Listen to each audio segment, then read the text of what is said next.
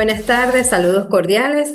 Vamos a tratar hoy nuestro segundo módulo referido a la unidad curricular Auditoría 1, dentro de los cuales vamos a tomar el tema de ética profesional y responsabilidad legal, así como lo referido a la sostenibilidad y sustentabilidad.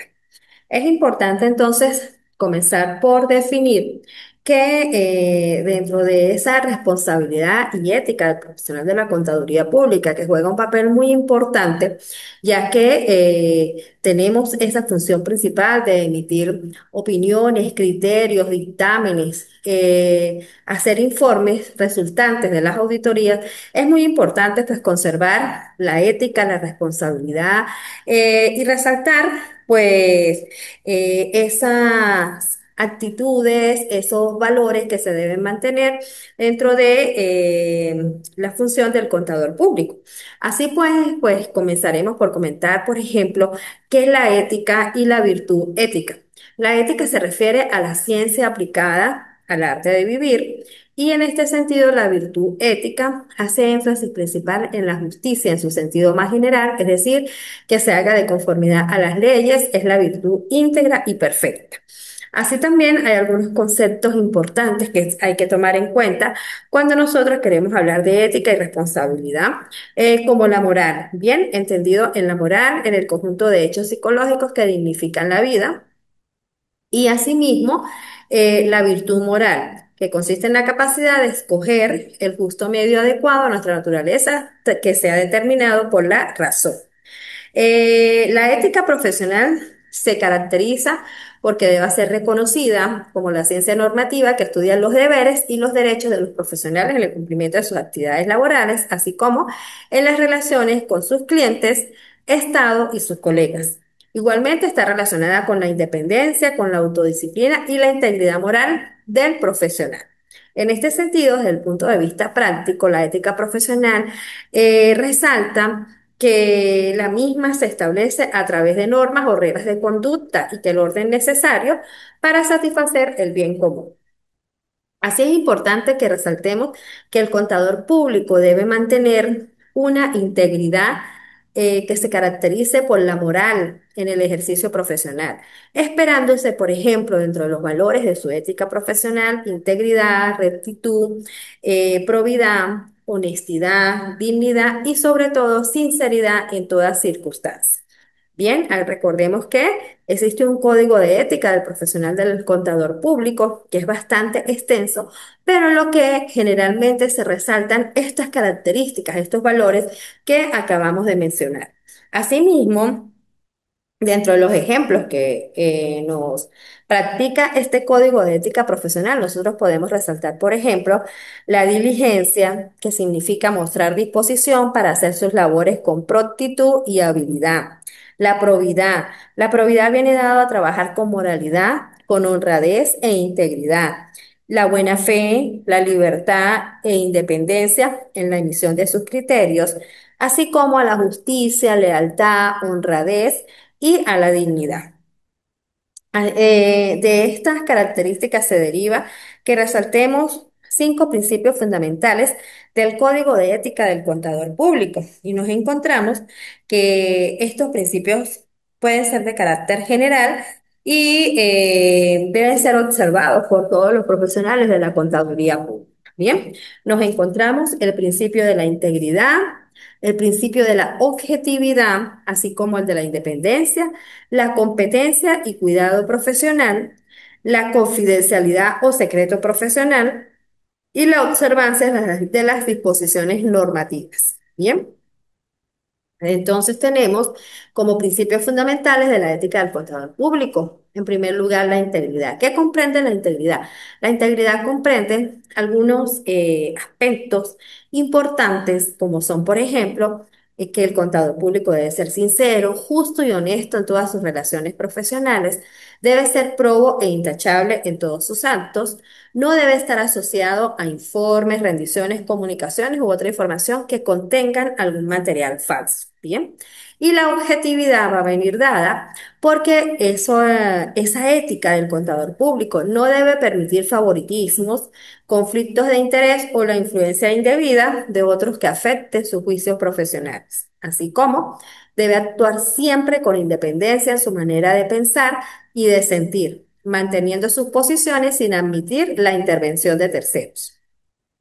Nos encontramos el principio de la competencia y cuidado profesional. Bien, tenemos que el contador público tiene el deber de mantener sus habilidades y conocimientos profesionales actualizados. Bien, en este campo profesional, la actualización para poder tomar criterios adecuados, correctos, y poder argumentar y justificar las actuaciones, pues en todas las facetas del contador público debe mantenerse actualizado. Bien, su desarrollo profesional debe estar basado en las mejores prácticas, legislación y técnicas existentes.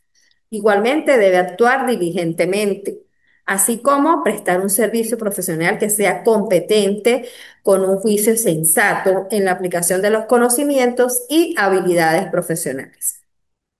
La confidencialidad.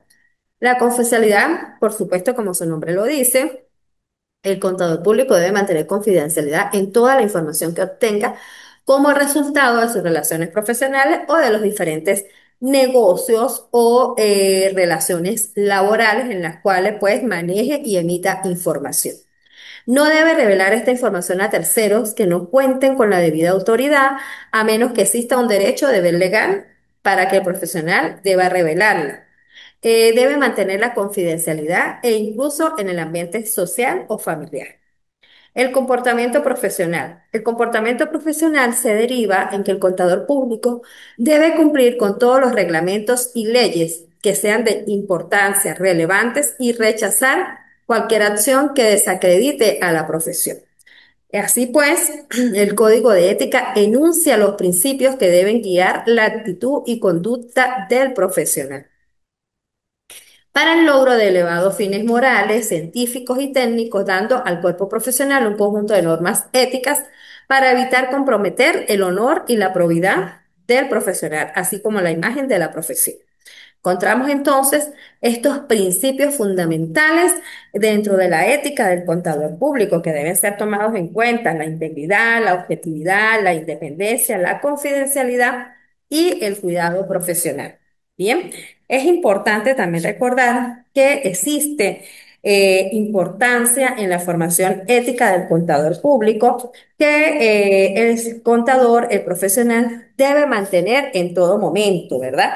Es preciso recordar que muchas de las decisiones de organizaciones públicas como de organizaciones privadas dependen en gran medida de la veracidad y pertinencia implícita que pueda tener la información contable. Por lo tanto, esta debe estar ajustada a la ética profesional, a la sinceridad, a la integridad que debe mantener dicha información. Es por ello que además de proveer formación acerca de los servicios que puedan prestar los profesionales en el área, pues también tales servicios deben ser prestados con conciencia ética y una conducta moral. Siempre, en todo momento, en todas las actuaciones, pues debemos mantener esas condiciones de ética y moralidad en el desarrollo de las diferentes actuaciones de un contador público. Bien, es importante estar muy claros que desde el estudio de la profesión, pues debe la carrera de la contaduría pública hacer énfasis en la ética, en el conjunto de normas y valores considerados moralmente aceptados para un excelente ejercicio de la profesión como tal. Bueno, una vez entonces que hemos mencionado estos principios que debemos tomar en cuenta, bueno, es importante que conozcamos que se debe manejar ese código de ética profesional de forma completa, emitir opiniones sinceras, objetivas, independientes, que no estén bajo la influencia de terceras personas, que sean subjetivas o que puedan tener alguna información o material falso. Bien, siempre mantener la probidad, siempre tener la honestidad y la dignidad en el ejercicio profesional. Por lo tanto, pues hay algunas reflexiones finales, como por supuesto tener sistemáticamente todos estos principios presentes en las diferentes actuaciones y tomar en cuenta la existencia del código de ética profesional dentro de los instrumentos que siempre debe llevar en su campo de acción, en su contexto profesional, el contador público. Tenemos también la sostenibilidad y sustentabilidad y desde qué punto de vista la sostenibilidad y la sustentabilidad pueden estar relacionados con ese ejercicio profesional del contador público. Bueno, existen algunos aspectos que necesitamos tomar en cuenta, como por ejemplo comenzar por comentar que la sostenibilidad se rige bajo el principio de asegurar las necesidades del presente sin comprometer las necesidades de las generaciones futuras, siempre sin renunciar a la protección del medio ambiente, el crecimiento económico y el desarrollo social. También juega parte, por ejemplo, algunos aspectos externos, como las emergencias climáticas, que nos pueden conducir a replantear hábitos de vida y también urge a las empresas a hacer algunos cambios, a cambiar propósitos hacia una economía que tenga en cuenta los efectos sociales y ambientales. El desarrollo que satisface estas necesidades debe hacerse sin comprometer la capacidad de las futuras generaciones, es decir, garantizando el equilibrio entre el crecimiento económico, el cuidado del medio ambiente y el bienestar social. Sostenibilidad es asumir que la naturaleza y el medio ambiente no son una fuente inagotable de recursos, siendo necesario su protección y su uso racional. Siempre es importante que todo propósito, que todo objeto, que toda producción, que toda actividad económica tome en cuenta la protección y el uso racional de los recursos desde el punto de vista sustentable para las futuras generaciones, para las futuras acciones que se realicen protegiendo siempre el medio ambiente, así como promover el desarrollo social buscando la cohesión entre comunidades y culturas para alcanzar niveles satisfactorios en la calidad de vida, sanidad y educación. Es decir, tomar en cuenta que son tres factores que no pueden actuar en forma aislada, sino que cada vez el propósito de, por ejemplo, que en este momento pudiera ocuparnos una actividad económica, su desarrollo, pues debe tomar en cuenta siempre la calidad de vida, la sanidad, la educación, la protección del medio ambiente y el desarrollo social. Los tipos de sostenibilidad vienen dados por una sostenibilidad ambiental, en la cual la cual consiste en la gestión eficiente de recursos naturales en la actividad productiva, permitiendo su preservación para las necesidades futuras. Nos encontramos la sostenibilidad económica, que implica el uso de prácticas económicamente rentables que sean tanto social como ambientalmente responsables, ¿bien? Es decir, allí debemos unirlas, allí debemos que una vaya de la mano de la otra, tener responsabilidad económica rentable, pero también saber que debemos ser ambientalmente responsables en los efectos que pueda traer un desarrollo, un crecimiento, una práctica empresarial. Y la sostenibilidad social, la cual se relaciona y busca fortalecer la cohesión y estabilidad de las poblaciones y su desarrollo vital.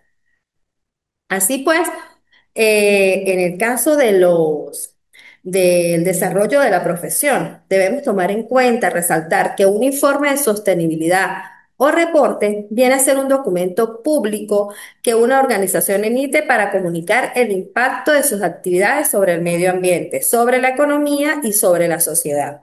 Y este documento constituye una herramienta vital en la gestión de la sostenibilidad y el desarrollo sostenible, ya que permite a la empresa demostrar su compromiso con estas cuestiones, con estos factores, ¿bien? Es decir, que no actúa de manera aislada, sino que siempre dentro de los factores del desarrollo de la actividad económica se toma en cuenta que no se comprometan algunos aspectos que tengan que ver con la sostenibilidad, sino que más bien se fortalezcan y ayuden a preservar todo lo que ello significa. Bien, documentar los progresos y establecer sus futuras metas de sostenibilidad. Además, el informe de sostenibilidad es un instrumento de comunicación esencial, entre la empresa y sus grupos de interés, incluyendo clientes, empleados, accionistas, reguladores y la comunidad en general. Es decir, que no es solo de una parte, es un conjunto de partes como un todo que deben contribuir a la sostenibilidad, que van desde la empresa, los clientes, los empleados, los accionistas, los reguladores y la comunidad en general, para permitir a estos grupos de interés entender las estrategias y prácticas de sostenibilidad de la organización, evaluando su desempeño y los riesgos que se puedan correr en estos aspectos.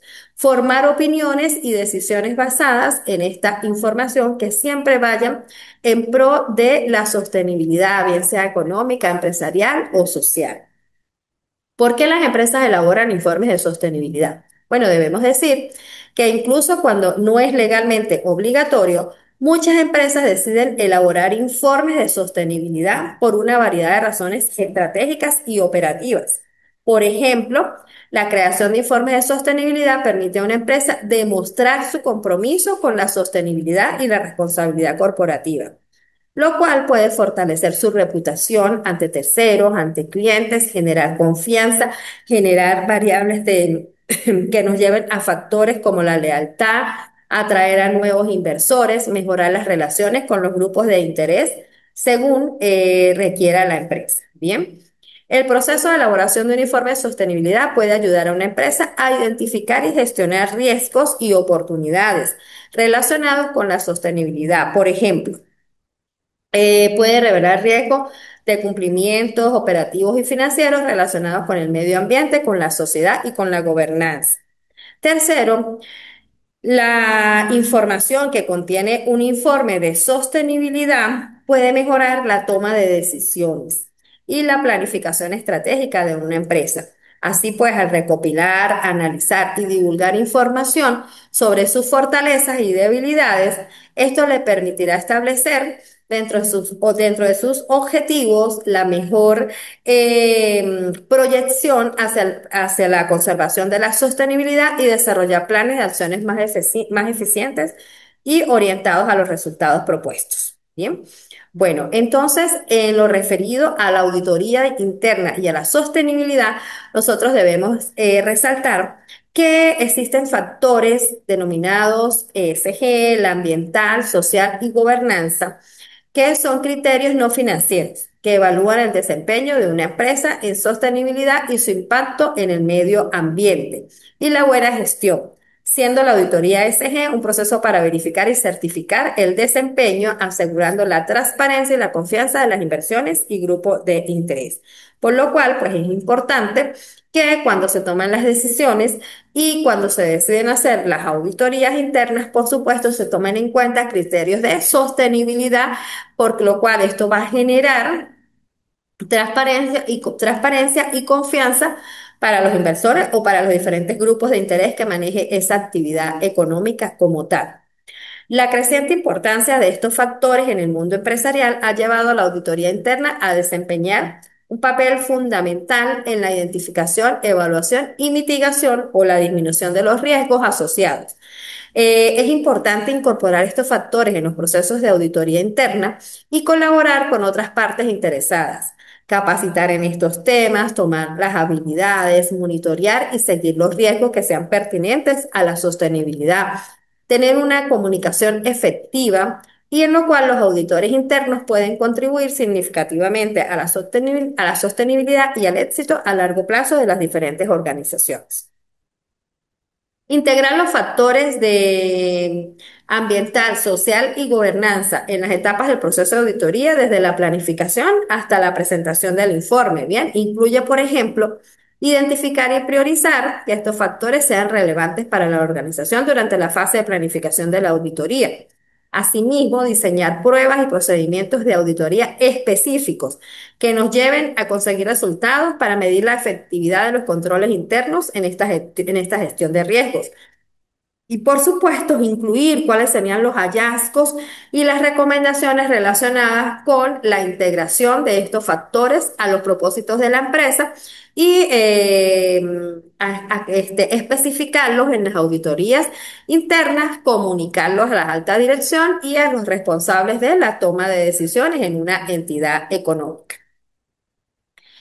Así pues, también al hablar de la sustentabilidad, debemos decir que el concepto sustentable hace referencia a la capacidad que haya desarrollado el sistema humano para satisfacer las necesidades de las generaciones actuales, sin comprometer los recursos y oportunidades para el crecimiento y desarrollo de las generaciones futuras. En otras palabras, este término en áreas de la economía y la ecología sustentable es algo que se puede sostener a lo largo del tiempo, sin que tengamos que agotar los recursos o perjudicar el medio ambiente. Entendiendo así la sustentabilidad como la capacidad que tiene una sociedad u organización para hacer un uso consciente y responsable de sus recursos, sin agotarlos o exceder su capacidad de renovación, para no comprometer el acceso por parte de las generaciones futuras. En este sentido, es importante que dentro del control interno, los informes que se emiten, esta sostenibilidad y esta sustentabilidad juegan un papel muy importante, ya que el control interno es la base sobre la cual pues descansa la confiabilidad de un sistema contable. Y desde el punto de vista ya del control de auditoría, nosotros podemos decir que en este se basa la confiabilidad de ese sistema contable. El grado de fortaleza del control del control interno determinará si existe una seguridad razonable de que las operaciones reflejadas en el estado financiero sean confiables o no. Bien. Además, pudiera ser una debilidad importante del control interno o dentro del sistema poco confiable, algo que representa un aspecto negativo de la estructura de un sistema contable. Es aquel, por lo tanto, ese control interno viene a ser el compuesto o integrado por la organización, los métodos coordinados y las medidas adoptadas de las empresas lograr, en primer lugar, salvaguardar sus recursos de fraudes y pérdidas. Bien. Verificar la razonabilidad y confiabilidad que me puedan demostrar la información contable y sus operaciones, así como promover eficiencia operacional y cumplir con, con la adherencia y las políticas previstas. Bien, entonces todo esto lo logramos mediante un plan de control interno que incluya la organización, los métodos coordinados y las medidas adoptadas en las empresas con los propósitos que hemos acabado de mencionar. Dentro de los objetivos generales del control interno, nosotros nos vamos a encontrar que tienen como fines fundamentales el resguardo de los activos, el aseguramiento de registros contables de manera completa y exacta, fomentar la eficiencia operacional, estimular el cumplimiento de las políticas planteadas por la entidad económica. Los objetivos específicos del control interno podemos resumirlos en los siguientes. La integridad, la cual permite asegurar que se registren las transacciones en el periodo que corresponde.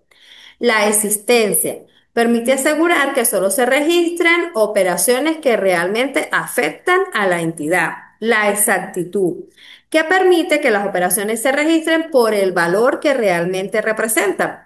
La autorización, que es establecer los límites al inicio, continuación o finalización de una operación contable con bases en las políticas y los procedimientos establecidos. Así como la custodia, tratar de controlar el uso o disposición no autorizado de los activos de la empresa. Todos estos objetivos se cumplen a través de dos tipos. Por ejemplo, en el caso de la custodia, tenemos controles de custodia física y los controles de existencia física. Los controles de custodia física es prevenir el uso no autorizado de los activos.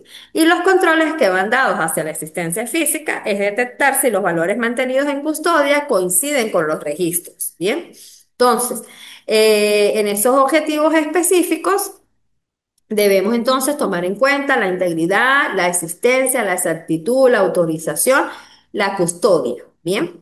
Y luego tenemos la evaluación del control interno.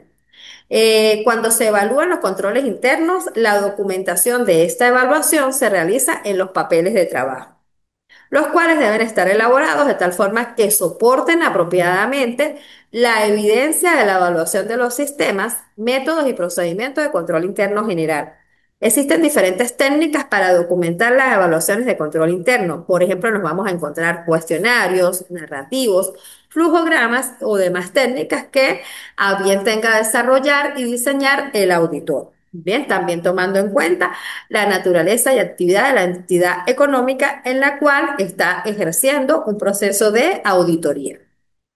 Los elementos de control interno se conforman por el plan de organización, el plan de autorizaciones, registros contables y procedimientos adecuados, los procedimientos eficaces y el personal debidamente instruido.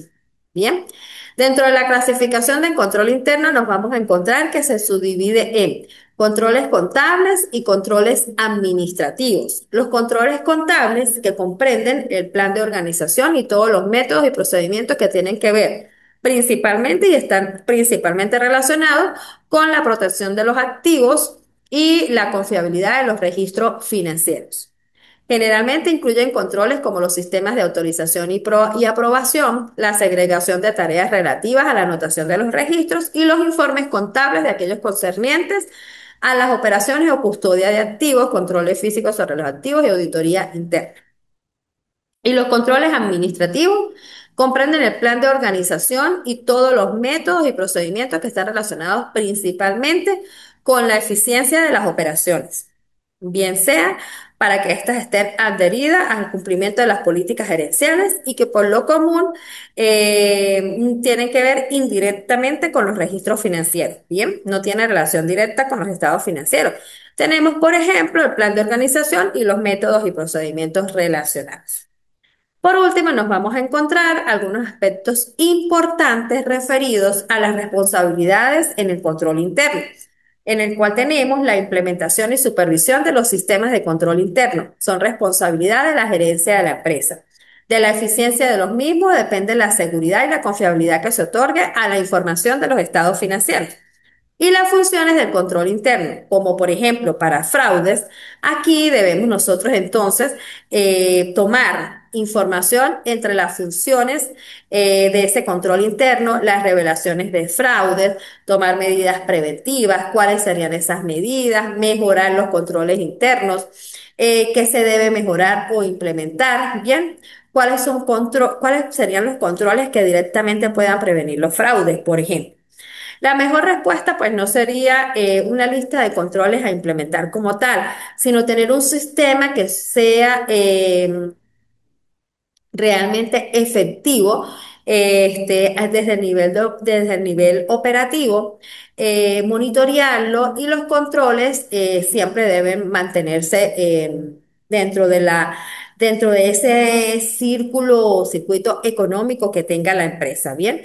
Se deben conocer a fondo, se deben saber cuáles son los puntos débiles que pudieran surgir, quiénes estarían a cargo de las diferentes funciones, como por ejemplo en el caso de monitoreo, supervisión, quién formaría un consejo de administración de un comité de auditoría y sobre todo la información que pueda tener a la mano siempre y contar con confiabilidad y basada en los diferentes registros, la gerencia y los auditores internos. Bien. Todo lo antes mencionado, pues debe enfocarse en un cambio cultural y ético de los empleados de la organización. Una vez definida la estructura del control interno, debemos tener presente que dicha estructura debe componerse principalmente de los siguientes elementos: el ambiente de control, la evaluación de los riesgos, los sistemas de información y comunicación y los procedimientos de control. Procedimientos de control como por ejemplo la vigilancia, que son elementos del mismo marco conceptual, ¿bien?